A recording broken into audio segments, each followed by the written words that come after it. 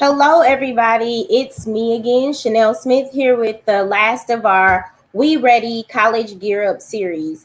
Tonight, we're going to be talking about NCAA eligibility, and we're actually going to get to talk to some of our rookies about balancing being a student athlete or a student band member and maintaining your studies and what it took for them to get there, as well as what it's taking for them to stay there. So we're actually going to get started with Mr. Barrington Huntley.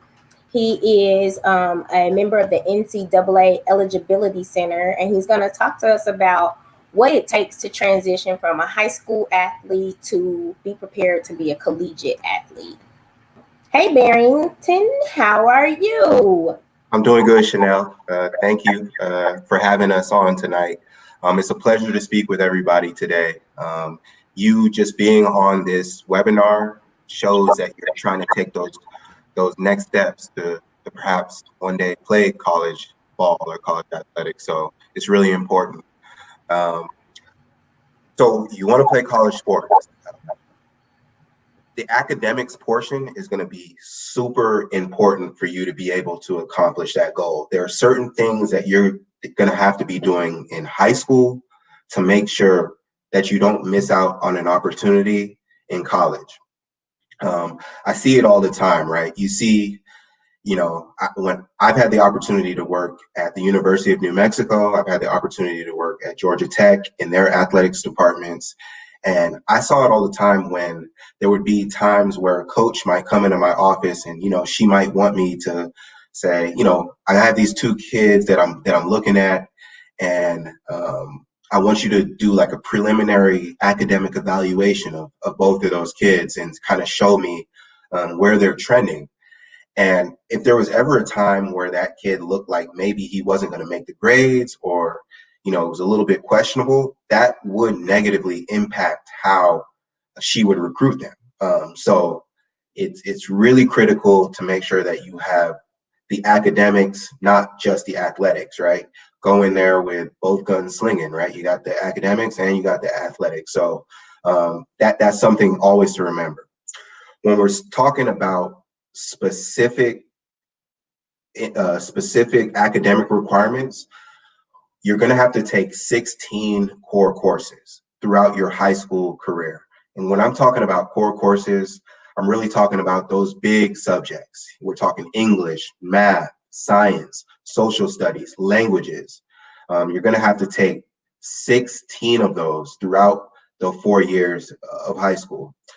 A good way to kind of think about that is if you just take 4 every year, every year of high school, that's going to equal 16. You're not going to have any issues when it comes to being eligible to receive your scholarship, be able to practice and compete in that first year. Out of those 16 core courses, you have to earn at least a 2.3 GPA to play in Division I, a 2.2 GPA to play in Division II. So that's something that you want to make sure that you're aware of as well. The last requirement is going to be the test score. So in normal times, you have those 3 components: the core courses, the GPA, and then based on how high your GPA is, it will determine what test score you need. So it's kind of like an inverse relationship. So let's say you have a 2.3 GPA, you're going to need a higher test score to balance that out.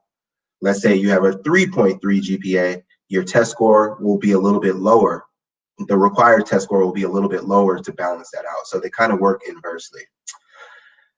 However, with COVID, we've seen a lot of things happen, these last, 7-8 months. We're all going through it. It's a pretty crazy time to be alive. A lot of stuff going on right now. But some of the flexibility that we've put in place for seniors, this year, there's the availability of testing is so uncertain that test score is actually not going to be part of the requirements for seniors. When we return back to normal times, hopefully, that seems a long time away right now, but yeah, please. The test score component will be a part of the requirements. It will go back to it being a part of the requirement. So if there's any seniors out there right now the test score won't be a requirement, but if you're sitting here as a junior, a sophomore, a freshman, you want to still plan on taking that SAT or ACT. With that being a requirement for the initial eligibility standards. Can I jump in Yeah. real quick with a question right there? So last week I actually was on a panel with the College Coaching Network, and we talked about like the test optional approach. And although it might not necessarily apply to like a super stellar athlete, for most schools, when it's test optional or test flexible, they're using other measures to gauge students' like academic capabilities to like perform at their school. And so most of us were on the bandwagon that whether it's required or not, you do yourself a service to take it, because sometimes the things that they're looking for some of our students, especially students that come from schools or districts that might not be as economically well off, they won't have. So they might be looking for their participation in extracurricular activities. Well, if those are limited due to sponsorship or availability or transportation, then students might not have a lot of that to tout on their resume. Mm-hmm. They also might be looking at like other tests. And in Missouri, I know for sure the tests that are required to graduate, students don't necessarily have to pass them. It's the craziest thing. But as a result, students don't always take them seriously. And so if people look at those tests, they might not get the true picture of the student. And so I wanted to just chime in that if you're a senior, it will not hurt you to still sit for one of those tests. Absolutely right, Chanel. And you can submit your test scores. There's also another point I want to make there. Although the NCAA might not be requiring the test score, it's still important to work with the school that's recruiting you, because say Georgia State or UMKC, they might still be requiring that test score. So you want to work with that. There's also scholarships out there that might have a test score as part of their requirements. So understanding all of that will be helpful. Again, it's not a part of the NCAA's requirements this year only, but there, as Chanel mentioned, and as I've talked about as well, there are other entities that might still be requiring that test score. So thinking about that, I know the SAT and the ACT are maybe being offered in November coming up, if I'm not mistaken. So it looks like it's getting back. So taking it is not going to hurt you. And I think it can allow you to maybe take advantage of some other options that might not be available to you if you didn't take it. So that's a really good point. So those are the academic requirements. It's really going to be those three things. We're looking for 16 core courses taken over 4 years, having at least a 2.3 GPA in those 16 core courses.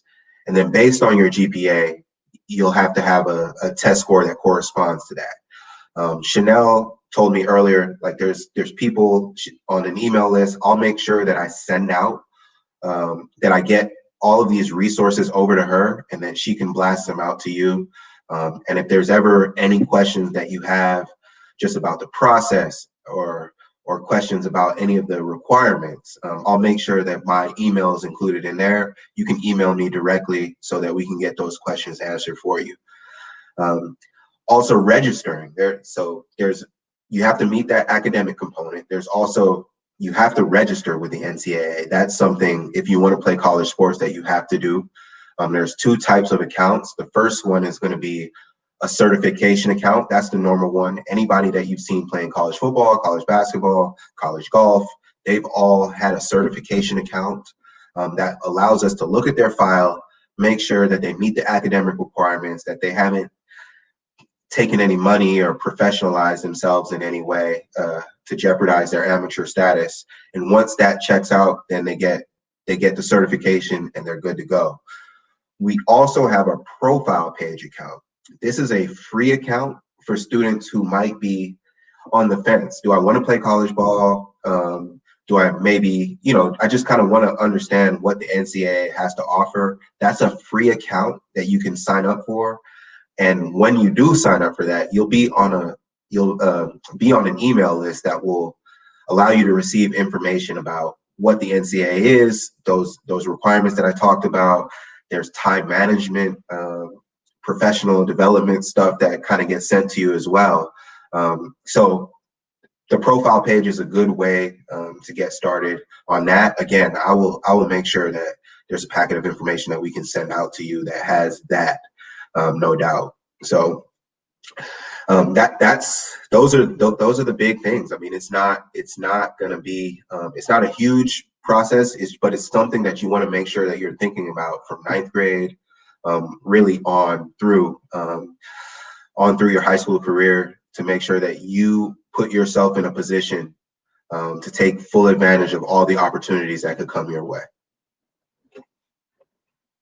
So how soon can a student create the profile page or the certification account? We push as early as 7th or 8th grade. So yeah, so it's not, again, this is somebody, middle schoolers, is free again, and that kind of lets you know, because when you start high school, from the time you start high school, you have those 8 semesters to take those 16 core courses. So getting kids signed up for the profile page account in 7th and 8th grade, that kind of lets them know some of the things that they're going to have to be required to do when they enter high school. It's a really good way to kind of, prime them for those requirements that they're going to have to meet in high school. And like in high school, so here's one big difference that I think needs to maybe be painted for especially the earlier high school students. Okay. In high school, like in the state of Missouri, we have our state athletic and activity association. So kind of everything is umbrellaed under what's called MISHA. Okay. But NCAA, activities too, or strictly sports? The NCAA is strictly sports, National Collegiate Athletic Association. So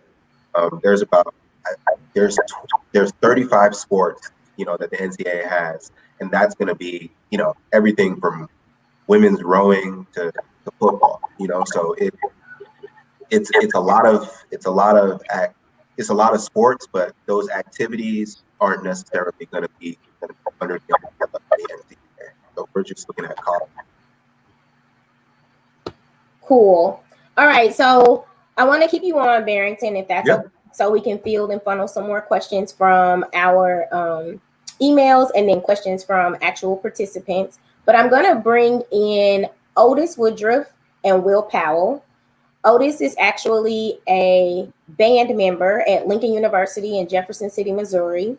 And Will is a former baseball player at Jackson State University, graduating senior. And so they're going to talk to us about kind of these things that Barrington just named, what it looked like in action, because each of them went from high school to college with an athletic or activities-based goal in mind. Hi, Will. Hi, Otis. How is everybody? Great. All right. So we got Barrington here, who's going to talk to us a little bit about, he's talked to us a little bit already about what it means to be NCAA eligible, because a lot of students have big plans to go from high school to college athletically. Otis, you played in the band. Will, you were playing baseball. I think that it would be really beneficial for each of you to just kind of provide some insight on what that transition was like to go from high school and being active to doing it at the college level. So let's start with you, Otis. Go ahead. I think you're muted. Yeah. There you go. Yeah. All right, cool. So for me, during high school, it was kind of a little challenging going into college because I wasn't so in tune with school so much, and I had to like really change my mindset into making myself a better person. So it made me think about like how much work that came with it. So it made me stay on top of my work to be eligible, because back in high school I wasn't eligible to do things because of my grades. So I knew like I had to get this done so I can do what I wanted to. That's like some things, that I can think of so far, just to sum it up. For me, that transition was simply put, I'm transitioning to being like this big fish in a small pond to this little fish in the big pond. So then it's like I'm playing with people that are my age to playing against grown men. So they have that size factor over you if you're not physically built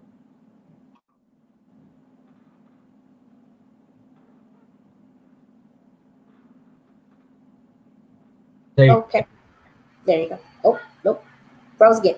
All right, so we'll just wait and see what happens with Will. But I think Will makes a really good point when he talks about the caliber of competition. Barrington, can you speak to that a little bit? Like the shift, because you played collegiate football, so you can talk to that too. Yep. Yeah. Much like Will, I think was getting ready to kind of speak on.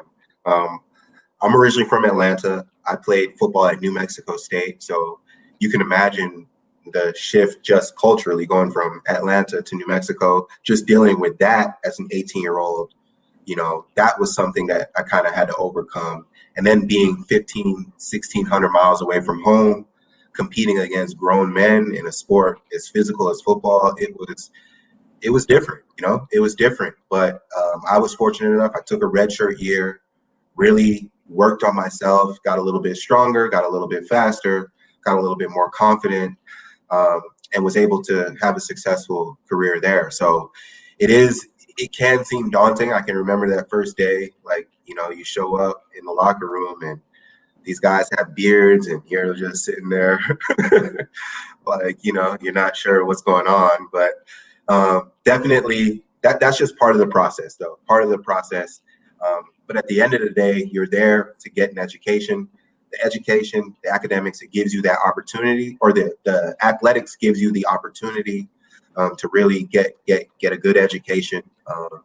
And I'm still depending on my education today. My athletics ability is long gone, but I'm still able to kind of stand on the education that my athletics ability gave me 10, 15 years ago.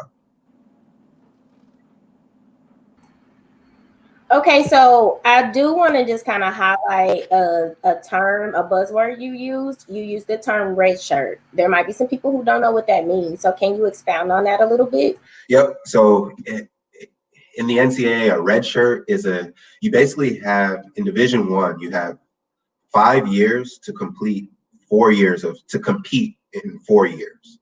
So of athletics. So there's an extra year in there, right? You have a kind of some wiggle room. So most people, or not most people, but most people that redshirt, they come in that first year and they don't compete. They just practice, they train, they focus on school, and then that's 1 year gone, and then you have the next 4 years to compete. So the redshirt can literally, it can happen at any time of your college career, but typically it happens that first year so that you can kind of build your body up. That's what I say anyway, but some people are good enough to go right from high school to play college, and they might not need a redshirt year. But a sport like football, you see it a lot. But some of the other sports, basketball, baseball, I think it's a lot easier sometimes to just come right in and play. Thanks for explaining that, because it can go over some people's heads if they don't really understand what it is.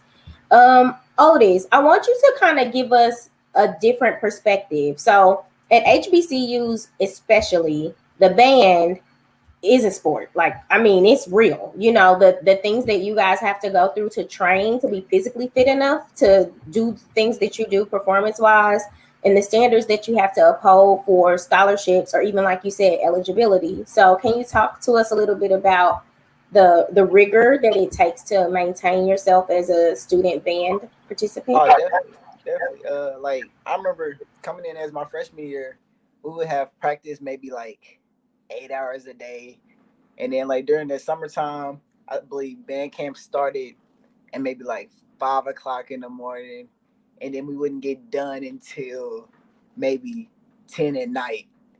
So it was consistently like training through music to get ready for like battles against like Langston, Lane, Lincoln, PA, and then like it's consistent. That's all you drink is drink and eat band, consistent band every day, no matter where you go. Everybody on campus knows that you part of the band. What else can I think of? Just like over time, I knew that I wanted to become the drum major, and that's what I got. I wanted to be the head drum major of my band, and so I knew I had to uphold a higher standard than anybody else because I knew what position I wanted to be. No matter who was going after it, still I knew I had to be better than the next person. I knew I had to be on top of everything that I do, from knowing my music back in front, uh, knowing how each other plays, my section leaders, everybody in my section plays. I can know who's playing a note wrong. I can know who's coming early. Just different techniques of breathing. It goes all into it. So it's people don't think of band as a sport, but everything that we do is maybe way times harder than the people that's actually playing sports, you can say sometimes. Just like now you see that Jackson State, just because everything is going for Jackson State right now. Everything's going for the band. Just bands like Southern too. Everything like those. So like, yeah. And I really appreciate you naming the grueling work it takes to play in an HBCU band, because sometimes, especially when students kind of get their training band-wise from high school band instructors that didn't have that HBCU band experience, it isn't as intense. And so for you to name that is critical, because some kids are thinking like, what's playing an instrument gonna do? And I'm like, I know plenty of people that paid for school by playing an instrument and work their butts off to keep that money. It looks like we might have Will back. So hi Will. Are you there now? Are we better? Hey. Okay, there we go. Yeah. Almost. Yeah. Yes. Okay, we can hear you. You're still kind of freezing up a little bit, but we can hear you better. Okay, that's good. All right. So one of the questions that we had for Will and James comes from Kristen May. And she wants to know if either of you were recruited by PWIs, and if so, can you talk a little bit about the difference and why you chose your HBCU? I can speak on that part. Yes, I actually was. I was recruited by a couple of junior colleges that were PWIs, as well as William Jewell College. And I would say, for me, I always knew in my heart that I wanted to play Division I baseball, and I always wanted to go to an HBCU, and I didn't want to sell myself short of any of that. So, but I will say that I took a visit to William Jewell, and it was probably like the greatest thing that probably happened, because the lady, my recruiter, she said, "Don't pick a school based off solely the sports. Pick the school because you actually love the school and you really want to go there. Because say, for instance, you can't play that sport anymore. Do you still want to go there, or do you want to be stuck having to try to find another school and transfer out of there?" And as luck has it, I ended up not being able to or not wanting to continue on playing my sport anymore. And it was no question of like, did I want to transfer? And I was like, no. Regardless of the fact that I played or not, I chose the school because I loved the institution itself. It had a great program. And then the people in the relationship that I made were just too important to me to go on to play baseball, just to play sport, honestly. But that was my take on being recruited by PWIs. So I will say they did give me some good insight on how to pick a school. I can say that.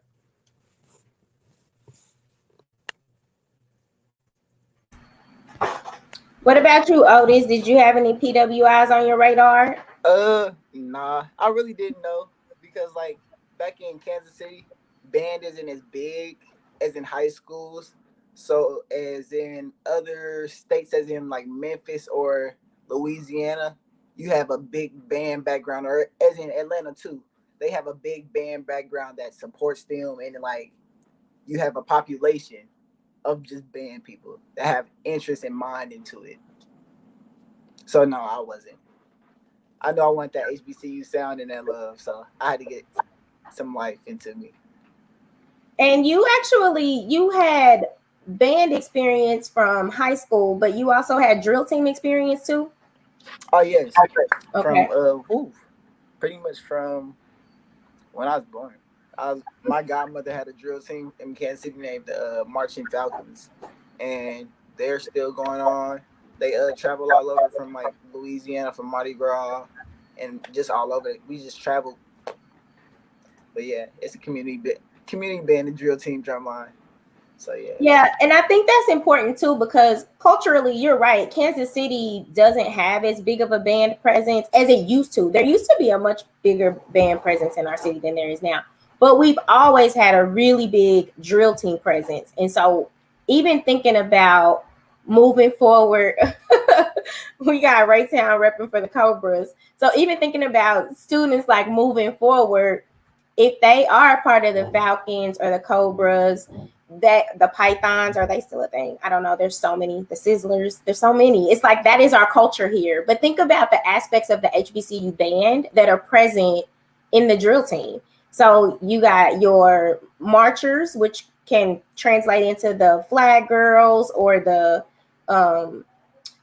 drummers, who can translate into drummers, or you got your drill team leaders. I don't know if that's what they call, but then they can become a drum major because they have the showmanship, the leadership, etc. So a lot of that drill team translates to HBCU band. So we don't have, you're right, band no, but drill teams, we got those components. Yes, definitely. What Can I ask Otis a question? Yes, sir. Have at it. When did you know that this was the path that you wanted to take? What kind of went into that? You said with music?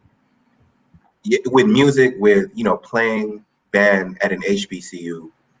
When did you know that was your path, and what led you to make that decision?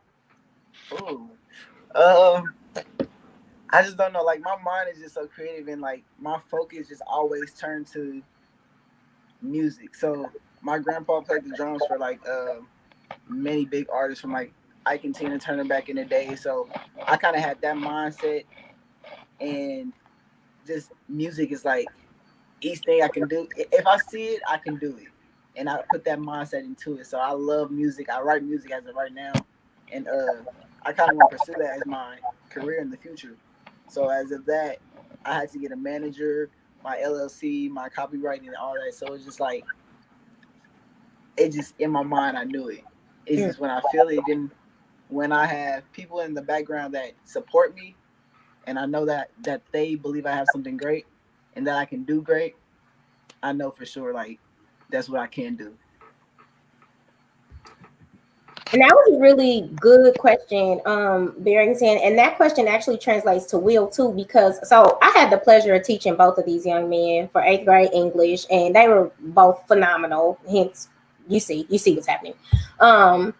But Will actually was the same way that Otis was saying, like he was more of the creative brain, and they came from like a college prep school. And so sometimes that creative juice wasn't always, that cup didn't stay full all the time. And so, I was one of the ones that had to keep a foot in James or Otis's behind, but he did well for me. He did, especially when he got to creatively write.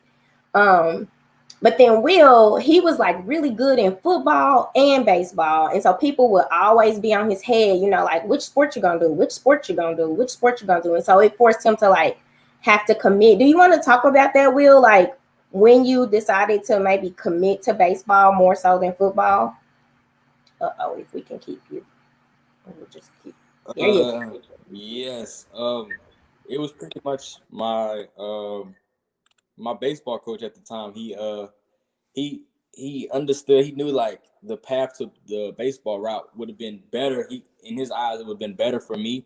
And honestly, I kind of felt that too, because I didn't want to really get hurt in football. I was a small guy, and I knew baseball was kind of safer for me, and I didn't want to jeopardize that because I knew baseball was my niche. But then after a while, I started to miss football. I actually really started to miss football. And I realized that playing both sports made me a better athlete. It made me more aggressive. Playing football made me more aggressive in baseball and actually attacking different things. So I actually needed both of them, and I didn't see that until I actually missed it so much. You got somebody trying to come for you in the comments, Will, and I'm gonna get them because they don't come for my babies. Okay, don't come for my baby. Talking about he need to commit to stronger Wi-Fi. You too can help an HBCU student get better bandwidth. But one of the questions in the chat is, do schools, and Barrington, maybe this one is for you, do schools give more money for certain sports or activities over others? Well, I can speak for the sports aspect, and the answer to that is yes. So there are certain sports which are called head count sports. So every person on that team has a full scholarship. That is football, men's and women's basketball, women's tennis, women's gymnastics.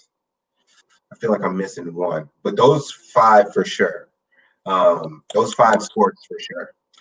Whereas you might have a sport that is called an equivalency sport. So you'll have like track and field or swimming or baseball, where they'll have a certain number of scholarships. Like, so for baseball, they might have, 20, or they might have, 19 scholarships that they'll have to split amongst 35 people. Or track and field, they might have 11 scholarships that they would have to split amongst however many people are on the team. So you'll see a lot of partial scholarships in those sports, whereas you might just be on books.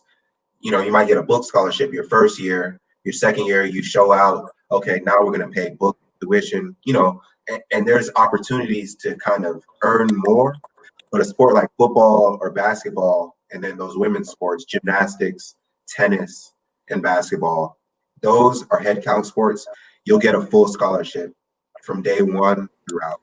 And that was actually, because I played baseball in high school as well, that was actually my deciding factor to go more towards football. Was, okay, I could go play baseball at Georgia State or UGA on a book scholarship, or I could go to New Mexico State, get a full scholarship. So it was like, all right, I'll take the full. A lot of people, you don't have college is super expensive, obviously. So, just trying to take the best deal, I think, was something that you want to think about as well. Yeah, you definitely got to go where the money takes you, because you don't have to, but there's a benefit. Will and Otis, what about scholarships? So how did band or baseball help ease your college finance burden?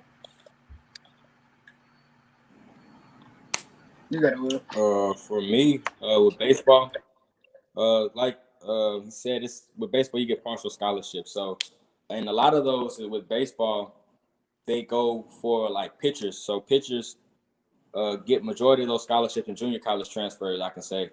So my year, it was at least 10 freshman pitchers and about 8 junior college transfers. So me being an outfielder, I didn't get that scholarship, athletic scholarship, but they offered me. I was able to get academic scholarship, which is really all I needed, honestly. With me having good grades and everything, that's another reason why they chose me, was because my grades were so good, and they knew I wouldn't really need much financial aid. So that's why they were willing to offer me an academic scholarship.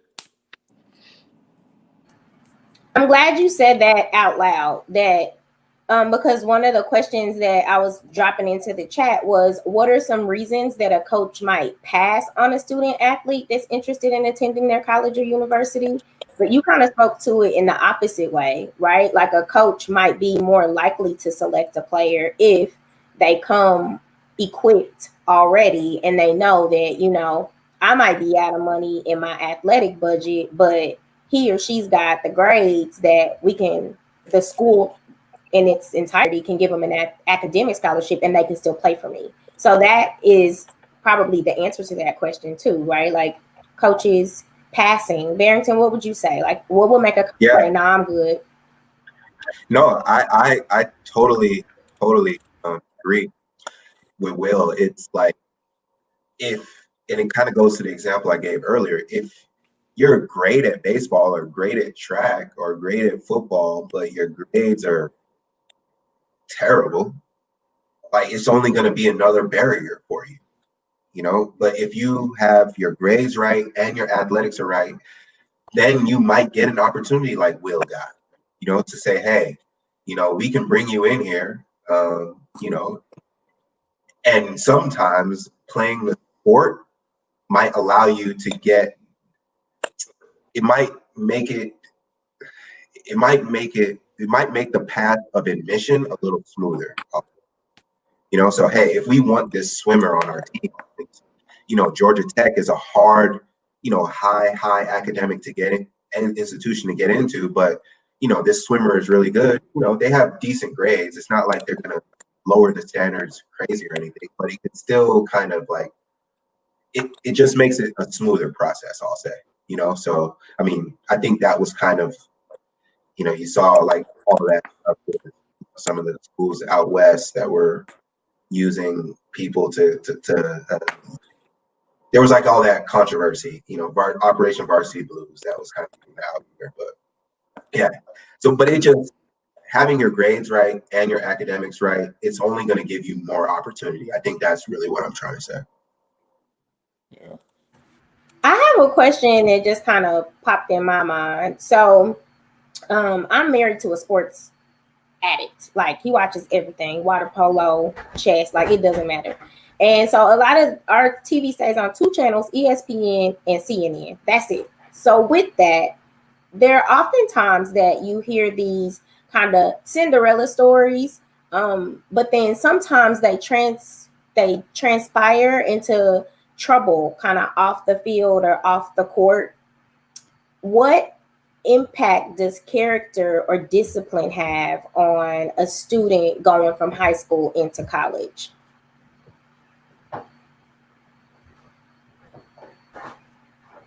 I mean, I'm sure Will could speak on this one as well, but I think that I was just on a call maybe a month ago with it was for a school down in Florida, and they had some college coaches that were also on that call. One of the coaches was a head men's basketball coach at University of South Carolina, Frank Martin, and a similar question was kind of asked. What does it take to get to the next level? And this is a coach at a major program. I mean, South Carolina went to the Final Four back in 2015, and his thing was character and discipline. Kind of, if everything is, I would rather have somebody that has a character and discipline and kind of, decent athletic ability than somebody who he can jump out the gym but just has a bad head on their shoulders. Like, you can work with somebody who has character and discipline. They're coachable. They can take that coaching. That they're going to develop themselves. Whereas somebody who just has all talent but no kind of substance, that person, that's only going to take you so far, because as you keep moving up and up and up, everybody's going to be talented. Everybody's going to have a certain amount of talent. So you want those individuals, those women, those young women, and those young men who have the good head on their shoulders, who, I heard Otis mention it earlier. He realized where he was at in his life, and he said, okay, something has to change. And you see where it's gotten him. You want somebody who has that mindset, and that will move you through. Will or Otis, you guys got anything to add? Yeah, he's exactly correct, because when you're getting, like, with recruiters, when recruiters come to recruit different players, they have like a scorecard, a sheet that they look at. And one of the things I know for sure for baseball, they check off, probably one of the first things that they check off is your character and your attitude. They look at how you interact with your teammates, how you interact with your coaches before you even step foot or even thinking about going to their program, because they don't want to let any bad apples into their program. What about you, Otis? You say the same thing for band directors? Yeah, it's just the same thing for band directors. Just like as in major sports, how everyone has to send in a recruitment video. Most band directors take the initiative for themselves to send in videos of their students to colleges, of them playing scales up and down. You have 12 major and minor scales that you have to know back and forth from just memorization, on top of a music book. That's maybe like, I believe, I can get maybe. Come on, visuals. Yes, visuals. Yeah. So Barter's just like this big, like it'd be just all music, and you maybe have 50 songs. You just know off the rip as soon as it's called. So how would, So like, let's say a person is not coachable or not directable for band, how could that impact them not knowing the 50 songs or not knowing the, like, what impact does a bad attitude or poor decision making have on something like that? So I wouldn't say someone has that, due to the fact that everyone has the capability of learning. Just how, as of now, when we get freshmen that come in, they maybe play so loud that they don't know they're out of tune and they're just blasting the horn instead of making it sound beautiful and melodic wise. And it's like over time you see the progression, just as you see the progression in yourself of how you can make somebody that was small just become bigger than what they were, that they knew they can think of. It's harder when you can develop somebody's mind of making them think differently, of not thinking so hard of themselves. And he goes into for instance, when I was in the trumpet section, I'm still kind of over back and forth from being drum major and back, and they just listened to me of how you can become a better musician of just thinking about the mindset. If you think high, you'll play like a higher note. If you think low, you'll play a lower note. But you have to put it in your mindset that you can do it and develop different ways into doing it. So yeah. I just think it's so interesting to see really both of you. I'm gonna pause here to just give some layers of congratulations. So both of these young men are seniors, ready to head on out from their college endeavors. And I am not surprised. I mean, I was your teacher, you're amazing. But at the same time, I am just like honored to see the whole thing like happen. Otis has this like crazy social media presence. Like I was telling Barrington before we went live, he does a billion things. Will just accepted a position with, was it Burns and McDonald? Some fancy schmancy engineering job.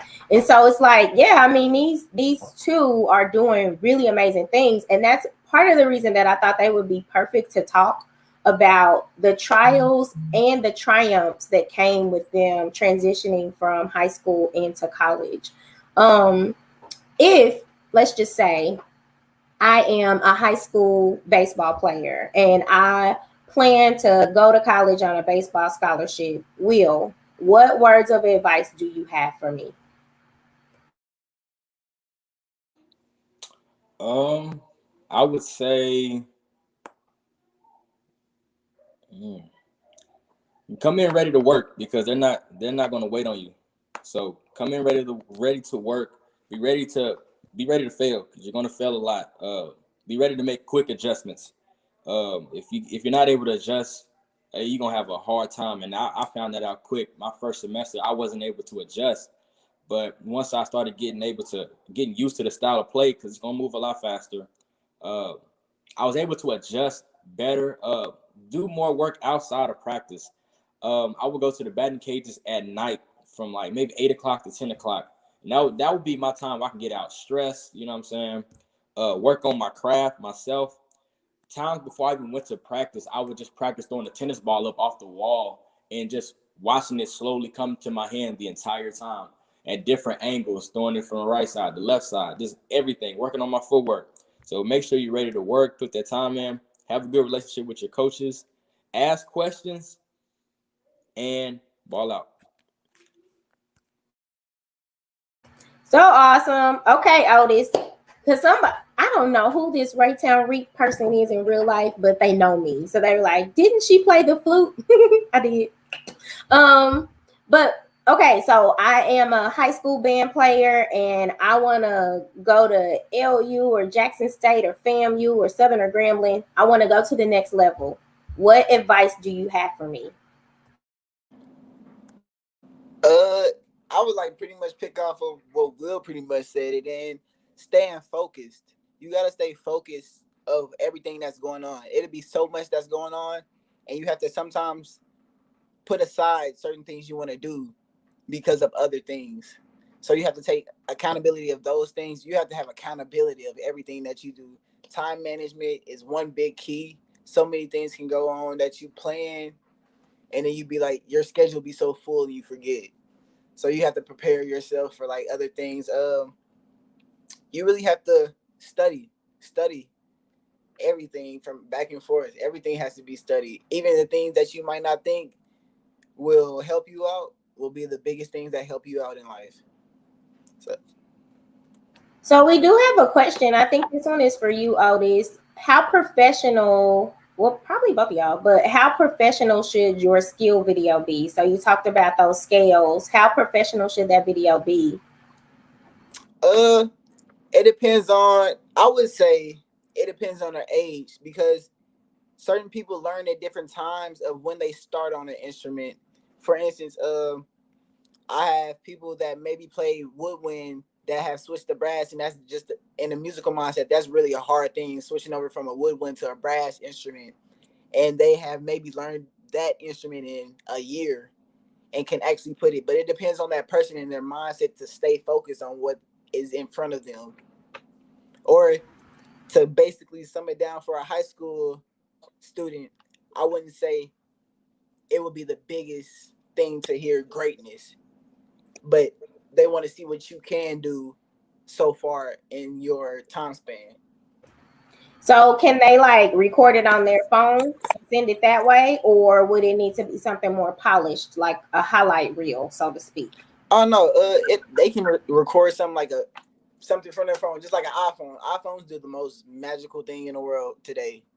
Galaxies do the most magical thing in the world today. So it's like 2020, you got technology that's really up to date. It doesn't have to be super sketched out with like a camera and everything. You ain't gotta yeah. So See what I mean? He does everything. Another question that we had kind of pop up over here is it possible to do more than one sport or more than one major activity if you're in college? Like, in high school you can do two, but can you do that in college? Yes, you actually are. My teammate, his name was Colin Ritchie. He came on a football and baseball scholarship. And I had another teammate that played both football and baseball, so it's very doable. It just depends on when your sport is. I know for a fact that when the football players during football season, they couldn't come to our fall season, they couldn't participate. But once football season was over with, it's like they had to come right back and come straight to baseball. So it can get overwhelming. It can be a lot of stress on your body, but if you're able to do it, it's very doable. And as well as not even just sports, but extracurricular activities. They have this program called SAC, which stands for the Student Athletic Advisory Committee. And that is an organization that is the liaison between students, student athletes, and the NCAA. Yep. And I think that's exactly right, Will. You see athletes like Kyler Murray, he got drafted top 10 overall in baseball and number 1 overall in football. And he's balling out. I mean, Jameis Winston was another guy, played football and baseball. So it's definitely doable. The one thing I will add to what Will said is make sure if that's something that you want to do, that you're discussing that with the coaches in your recruitment process. You don't want to show up and say, hey, I came here to play baseball. You know what? I'm going to go to the football team too. Or, I came here to play football and now I want to go play baseball. That could maybe throw off their expectations, and you might get let down because they might not let you do that. But make sure you're discussing that up front if that is something that you want to do. And this is a lot of this is enlightening to me because I was not a student athlete in college. I was just a nerdy birdie. And so I'm learning a lot, but I teach a lot of student athletes. And I think it's important for them to hear from people who've done it and then the expert in the room with Barrington to know that the next level is definitely doable, but there are just certain things that they have to do so that they're ready to do that. One of the final questions that we have on our email is really about support. So as students get ready to go from high school to college, if band or baseball or some other like really stringent activity is a part of the package, how can families and other community members support them so that they're successful?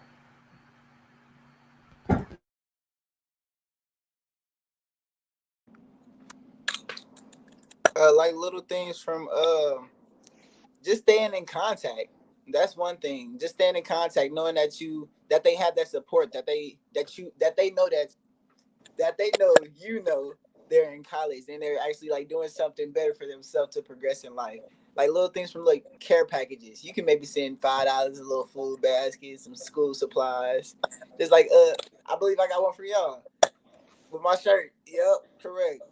And just like University Academy, they really the alumni program, they really provide for us too. So yeah, it's definitely like that. Yeah, I agree. It's the little things that are make a impact. Because when you're in school, sometimes you might not be able to talk to your people as much, but just being able to stay in contact with them or get a conversation out of them, pick their brains a little bit, see what's going on with family.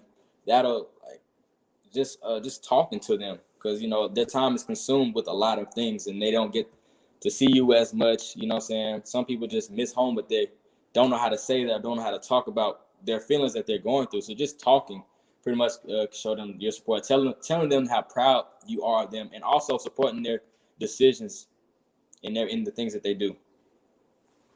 Yeah. And I would only add, I mean, just from, if we're looking at, high school and that support that you need there, it really is the little things. I mean, if there's ever, I can remember times where it's like, man, I know there's Uber today, but it was like, man, I don't have a ride to practice how I'm going to get there. Like, it'd have been nice, somebody, your parents are working, like, it's a community effort here, just give somebody a ride and, or, buy them some McDonald's afterwards or something. Like those little things go a long way, And I asked that question because I know that parents and guardians have been watching this series, and if they're not on tonight, they'll go back and watch them. And so I want to make sure to speak to them, because sending your baby to school is scary. My mom cried every time I left, every single time, every break. And so, but sometimes I think that parents find a hard time balancing like support and space, because they do have young adults, right? They're not babies anymore. But what is like the adequate way to support them? So I'm glad that you all named just like little things go a very long way. We got this Raytown Reap character. When I find out who it is, I'll tell you. But they're hilarious. They said at least y'all don't have to write letters and mail them to get stuff. Which is, yeah, that was a bit daunting back in the day. They got Cash App now. Y'all super fancy. We don't have to do much of nothing but click some buttons. I don't want to hold anyone any longer. Barrington and NCAA actually provided us with a wealth of resources, and they're available on our website. So if you need more information or want to explore the NCAA eligibility options further, then you can just go over to www.hbcuwalkingbillboard.org. Big shout out to Will from Jackson State and Otis from Lincoln University, both representing their HBCUs with super pride this evening. Thank you to everyone who joined us, and that'll about wrap it up. Thank you all. Have a good Bye, y'all. All right. Now.